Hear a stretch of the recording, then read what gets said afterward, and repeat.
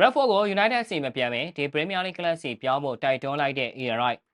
ပရိသတ်များလုံးပဲမိပါများ 24 Sport ကနေပြန်လည်ကြိုဆိုလိုက်ပါတယ်။ Ian Wright ကတော့ Marcus Rashford အနေနဲ့လာမယ့်နေရာဒီမှာ Manchester United အသင်းစီကိုပြောင်းရွှေ့ဖို့မဖြစ်တဲ့အတူတူဒီ Premier League ကလပ်စီပြောင်းဖို့တိုက်တွန်းလိုက်ပါတယ်။လက်ရှိမှာ Rashford ဟာ Aston Villa အသင်းအတွက်ကစားပေးနေပြီးခြေစွမ်းကောင်းတွေကိုလည်းပြသထားနိုင်ပါတယ်။သူ့အနေနဲ့တဦးချင်းကြော်ဖြတ်မှုတွေ၊ဂိုးရတဲ့ဆွဲပြေးဝင်ဖန်တီးမှုတွေ၊တောက်ဖြတ်ချိုးဝင်အပြင်းကန်မှုတွေကိုအကြိမ်ကြိမ်လုပ်ပြနိုင်ခဲ့ပြီး United မှာစိတ်မပါတဲ့ကစားဟန်မဟုတ်တော့ဘူးဖြစ်ပါတယ်။အခုလိုမျိုးခြေစွမ်းပြနေနိုင်ပေမဲ့ Rashford အနေနဲ့ရာသီကုန်မှာမိခင်ကလပ်ဖြစ်တဲ့ Manchester United အသင်းစီပြန်သွားနိုင်ဖို့တော့အခြေအနေကောင်းမှရှိမနေပါဘူး။အကြောင်းရင်းကတော့ Rashford နဲ့ United နေပြအာမော်ရင်တို့အကြားဆက်ဆံရေးပြိုကွဲသွားလို့ပဲဖြစ်ပါတယ်။ Rashford တယောက် Aston Villa မှာပဲဆက်ကစားမလားသူ့ကိုခေါ်ယူချင်နေတဲ့ PSG ဘာစီလိုနာအသင်းတို့စီကိုပဲပြောင်းရွှေ့သွားမလားစောင့်ကြည့်ရမှာပါ။အာဆင်နယ်နဲ့အင်္ဂလန်တိုင်းစစ်မှုဟောင်းဖြစ်တဲ့ Ian Wright ကတော့ Rashford အနေနဲ့ Newcastle အသင်းစီပြောင်းရွှေ့သင့်ကြောင်းခုလိုပဲပြောပါတယ်။ Rashford ကို Newcastle အသင်းခေါ်ယူသင့်ပါတယ်။ဒါဆိုရင်တော့တော်တော်လေးမိုက်မနေမှာပါ။အသင်းတိုင်းစစ်အတွက်စိတ်လှုပ်ရှားစရာဖြစ်နေမှာပါ။တော်တော်လေးလည်းမိုက်ပါတယ်လို့ဆိုသွားခဲ့လိုက်တာဖြစ်ပါတယ်။ United ဟာလာမယ့်နေရာဒီမှာအသင်းရဲ့တိုင်းစစ်ပိုင်းကကစားသမားအပြောင်းလဲအများအပြားဖြစ်မဲ့အသင်းဖြစ်ပါတယ်။ United ဟာလာမယ့်နေရာဒီမှာအလေးချမ်းထိုးကာနာချိုကိုဘီမိုင်နူ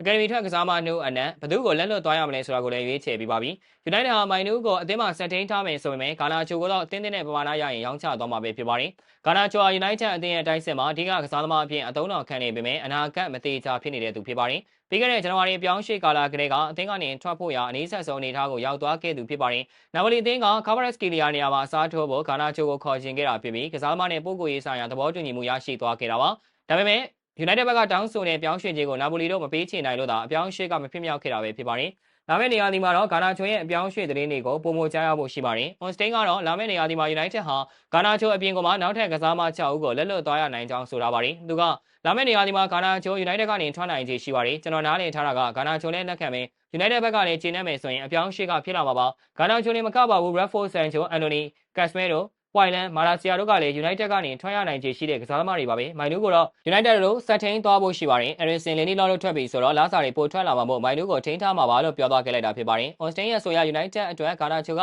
မဖြစ်မနေအသင်းမှာဆက်ထိန်းထားစရာမလိုတဲ့ကစားမပဲဖြစ်ပါတယ်။ United တို့အသင်းမှာရှိသမျှတိုက်စစ်ကစားမတွေအကုန်ဒီပါကိုရောင်းထုတ်မလို့တော့ဖြစ်နေပါပြီ။ကျန်တာဆိုလို့အာမတ်နဲ့ဇက်စီတို့သာကျန်တော့မှာပါ။ United ဟာဒီအတွက်လည်းခုကလေးကပြင်ဆင်နေပါတယ်။ Onstein ရဲ့ဆိုရ United ဟာလာမယ့်နေရာတဲ့အစောပိုင်းမှာကွန်ညာနဲ့လီယန်ဒီလက်တို့ကိုခေါ်ယူဖို့ပြတ်မှတ်ထားနေပြီးလက်ရှိမှာတော့ကွန်ညာနဲ့စာချုပ်သဘောတူညီမှုရရှိသွားပြီဖြစ်ပါတယ်။ Rashford ရဲ့ United အကြားကဇာတ်လမ်းကတော့ပြီးဆုံးသွားခဲ့ပြီဖြစ်ပါတယ်။ဟုတ်ကဲ့ပါခင်ဗျာဗီဒီယိုလေးကဒီလောက်ပါပဲ။နောက်နေ့မှာလည်းအားကစားနဲ့ပတ်သက်တဲ့သတင်းကြောင်းတွေကိုတင်ဆက်ပေးသွားမှာဖြစ်တာကြောင့်ကျွန်တော်ရဲ့ page တွေကို like and follow လုပ်ပြီးဒီဗီဒီယိုလေးကိုလည်း share ပေးကြပါအောင်လို့ပြောရင်းနဲ့ညီကောင်းချော်လိုက်ရပါတယ်ခင်ဗျာ။